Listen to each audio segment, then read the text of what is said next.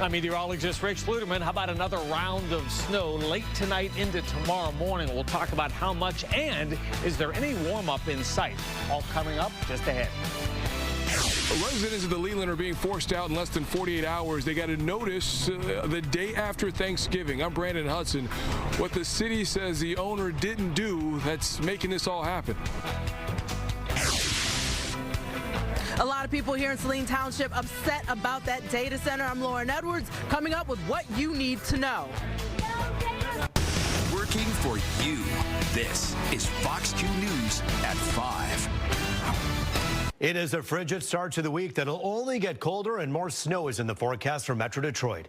Good evening, everybody. I'm Root Roush. Fox 2 Weather Authority Rich Luderman is tracking our next chance of snow. And Rich, it's already a busy winter, and it's not even winter yet, technically. We're still 3 weeks away from the official start of winter. And yes, we do have another system approaching from the west. There is light snow around Chicago and Indianapolis. For us, it's going to be after 9 or 10 o'clock this evening when the first flakes arrive. It is cold out there. 28 here, 27 Lansing, 27 in Grand Rapids. Live pictures right here in Southwood showing it's all quiet for the time being, but winter weather advisories in effect in Indiana, Ohio, western Pennsylvania. For us, it's going to be 1 to 2 inches. Most of that will fall overnight tonight. And then here's a peek at the next couple of days. Some flurries tomorrow morning and then Wednesday evening, but no warm up to show you in the 7-day. We'll check it for you. Roop coming up in 10.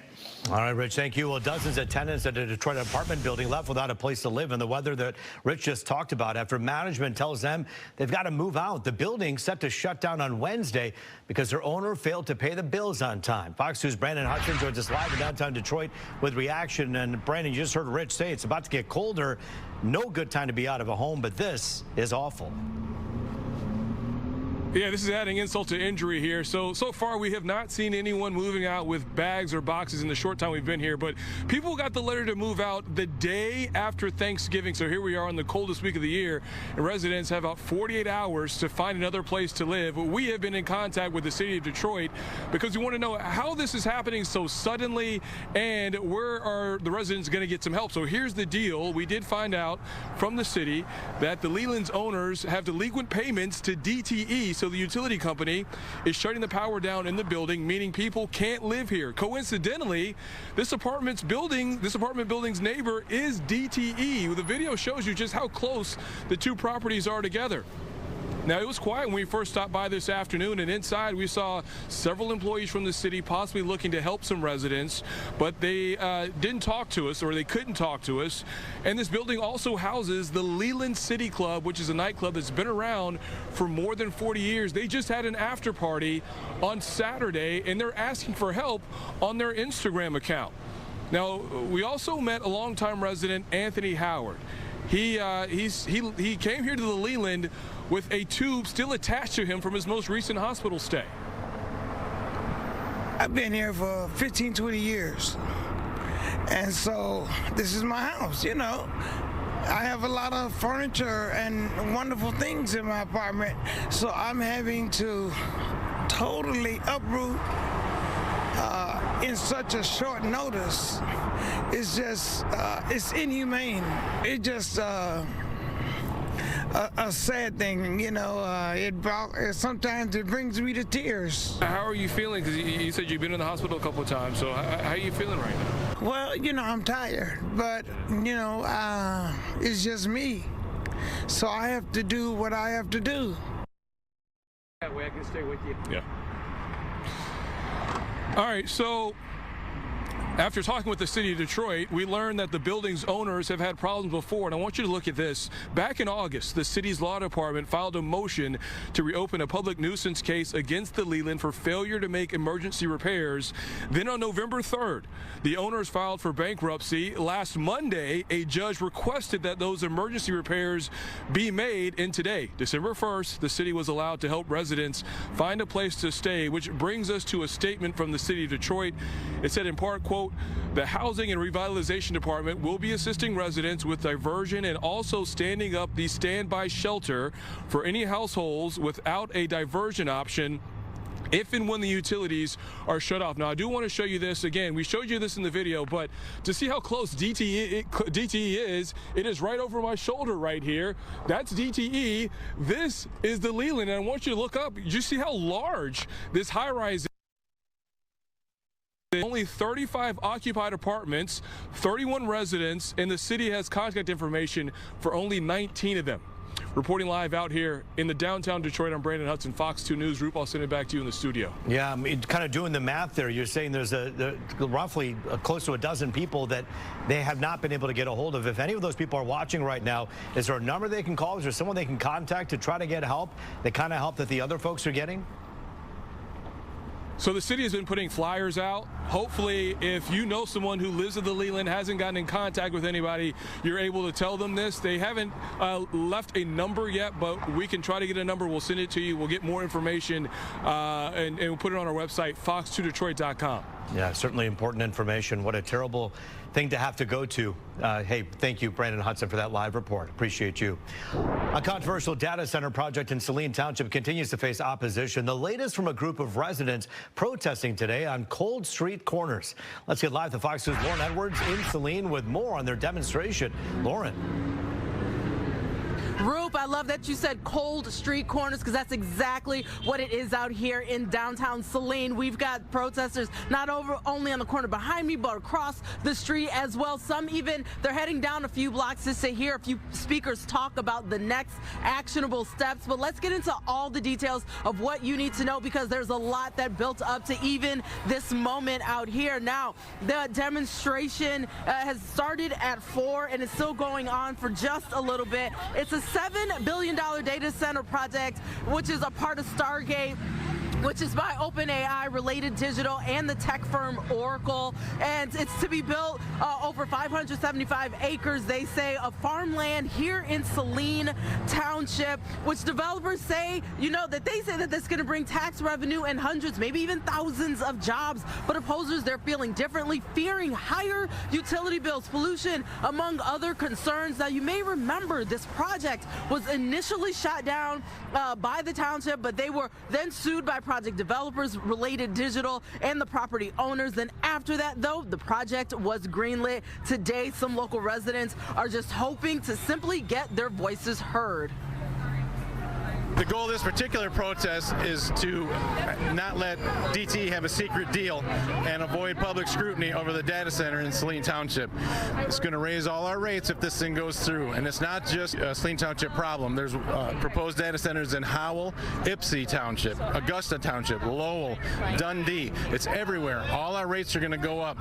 And it's a well-known fact that rates go up 25 to 30% in areas that have data centers. I've watched the power of collective anger when we are run over by people in power in the state that rolled out plans without thinking or with other agenda items like making a lot of money possibly at stake. And it makes me so angry, and I'm so invested on so many different levels that we could talk for an hour about it. All right, some residents out here with their children, and you can hear the cars honking as they go by. Now, we've also reached out to OpenAI and to DTE, just looking for a statement, their perspective on everything, and we are waiting to hear back. The next public hearing is this week, December 3rd. Reporting live here in downtown Saline, Lauren Edwards, Fox 2 News. Yeah, we know from Missouri to Arizona to Wisconsin, these data centers have been proposed to come up, and city councils in those areas have said, not in our backyard, and it worked. They were paused. Is that the hope come later on December when they have that meeting? Absolutely. They're hoping for a pause, and I want to apologize because I know it's pronounced Saline, but yes, the residents here in Saline, they are just hoping for a pause, and they really just want to be more so considered in everything, all of their questions and their concerns addressed. Yeah, and certainly something that's very important to everybody there, as you say, for a myriad reasons with the energy bills and the noise and a lot of other issues there. We'll be watching this one closely. Lauren Edwards for us live tonight. Thank you. Now to this, Detroit city leaders have a new plan to redevelop the site of the former Packard plant. Today, Mayor Duggan announcing the project involving 28 acres on the southern half of the site. The plant has been closed since the 1950s and has stood vacant for much of that time until the city recently removed unsalvageable portions of the complex. It'll soon have a new manufacturing building and Packard Park located there instead. They are going to take an historic site and create a destination right here on Grand Boulevard. After today, people will be posting the images of the vision of these two developers. Plans also include saving the remaining building along Grand Boulevard. The city hopes to complete this project by the year 2029. All right, a lot going on in the world of sports. Now the latest from Michigan State getting some new leadership on its football team. Fox News' Jennifer Hammond joins us in studio with a big announcement. Watching this unfold on social media this weekend was quick. It was like yeah, it went pretty fast, and it could have gone even faster the way that the season went for the Spartans. There were some people that said, hey, James Franklin is sitting out there. Why don't we act sooner and get him? But they've got a good man in Pat Fitzgerald. We'll get you there. Less than 24 hours after parting ways with Jonathan Smith, Michigan State has made it official with its new head coach.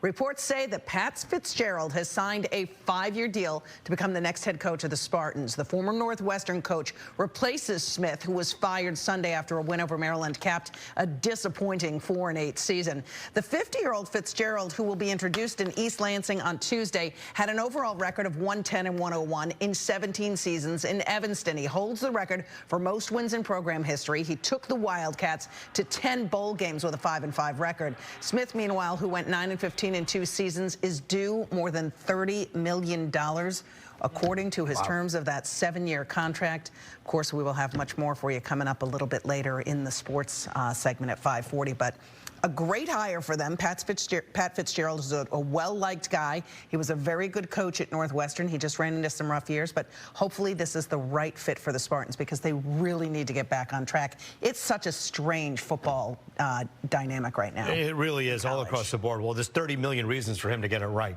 coming up here, right? Yes. Well, he's not getting paid $30 million. That is the buyout to Jonathan Smith. That's a buyout to Jonathan. Yes. We don't have exact money yet on what Fitzgerald's going to make, but we'll let you know as soon as we do. Well, he's invested for sure. Thank you so much, Jennifer Hammond, for us. Taking a live look inside Amazon's Hazel Park warehouse, online retailers going all out on their Cyber Monday sales after record-setting Black Friday. We'll have a closer look at what people are buying and how to avoid scams coming up. Also tonight, new details about the suspected gunman who shot 2 National Guard members in Washington, D.C. More about the history of what we know about this person and what investigators have learned since his arrest. Also tonight, U.S. military strikes under scrutiny. More on the new report accusing the Pentagon chief of war crimes in the Caribbean. You know.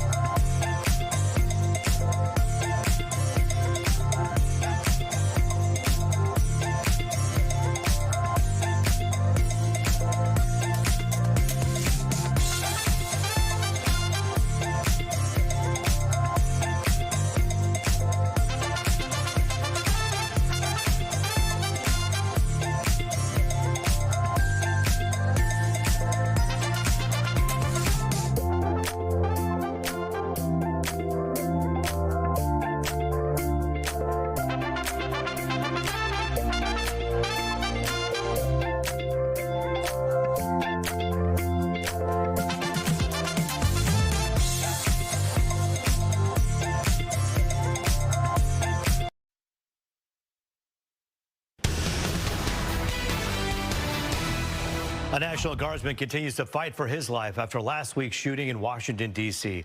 A makeshift memorial is growing to honor U.S. Army Specialist Sarah Beckstrom and Staff Sergeant Andrew Wolf. Beckstrom was killed and Wolf was critically hurt when ambushed by the suspected gunman. The suspect was also shot and will face first-degree murder charges once released from the hospital. U.S. officials now say he was likely radicalized in the U.S. after fleeing Afghanistan. A review of his social media has not found links to any foreign extremist groups. Luigi Mangione, the man accused of the murder of United Healthcare CEO Brian Thompson, back in a New York courtroom for a set of hearings today. He and his attorneys are trying to block certain pieces of evidence during the trial. Among them, a 9mm handgun and a notebook found in his backpack. The defense argues police didn't have a search warrant, and they're also asking the judge to exclude some of Mangione's statements. Mangione is facing second-degree murder and multiple weapons charges for the December 2024 shooting. He has pleaded not guilty in both state and federal cases. U.S. military strikes on alleged drug boats in the Caribbean under scrutiny tonight. At least 83 suspected drug traffickers have been killed since September, but one mission has become the focus of a Washington Post report that claims a second strike was ordered on a boat after it became clear there were survivors. Military officers say they were following a directive from Defense